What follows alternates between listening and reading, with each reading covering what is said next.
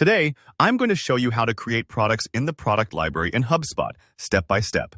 By the end of this tutorial, you'll know exactly how to add products with all the important details, so your team can easily manage inventory, pricing, and more, all in one place. Whether you sell physical items, digital services, or something in between, this simple process will keep your sales operations organized and streamlined. Let's dive in. First, we need to find where the product library lives inside HubSpot. Go ahead and log into your HubSpot account. At the top of the screen, you'll see the main navigation bar. Look for the tab labeled Commerce. Now, click on that, and then select Products. This is essentially the home for all the products or services you offer. It's where you can see existing products, edit them, or add new ones. If this is your first time here, don't worry. It's designed to be straightforward.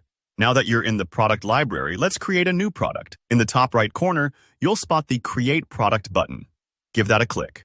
Before you start filling things out, you might notice an option to edit this form. This lets you choose which properties or fields show up when you're creating products. For instance, you might want to add custom properties, hide others, or even rearrange the form to suit your workflow. If you're just starting out, feel free to use the default layout. But if you want more control as you grow, remember you can tailor this form so you're only asked for information relevant to your business. Now let's focus on the product itself. You'll start by filling in the name. This is simply how you and your team will identify the product or service.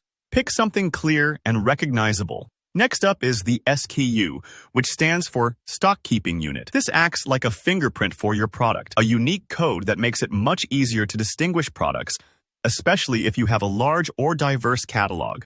For example, if you offer different colors or sizes of the same item, each variation should have a different SKU. The description field is your chance to give a short overview of the product's features or benefits. A well-written description helps other users, such as your sales reps or support staff, quickly understand what makes the product special or how it's used. Don't stress if you're not a copywriter. Just think about what someone would need to know at a glance. Now, you'll select the product type. HubSpot gives you options like inventory, non-inventory, or service. Pick the one that matches what you're offering. For example, if you're adding a consulting package, that's a service, while a physical item you store and ship would be inventory. Each type helps HubSpot track and report the product differently, so this choice matters for how your data is organized. The next field is price. If your HubSpot account works with multiple currencies, take a look at the currency selector and make sure you enter the price in every relevant currency. It might seem tedious, but it pays off if you sell internationally. You won't run into issues with invoices later. Billing frequency is another important detail. Do you bill for this product once? Or is it a monthly or annual subscription? Choose the option that matches your business model. Getting this right is key if you offer ongoing services or memberships. It'll help automate billing and keep things clear for your customers. You'll also enter the unit cost. This is what it costs you to acquire or produce the product per unit, and HubSpot uses this to calculate the profit margin automatically. It's a helpful feature. Think of it like having a built-in accountant keeping an eye on your bottom line. Finally, there's a spot for an image URL. If you have clear, professional images of your product, paste the link here.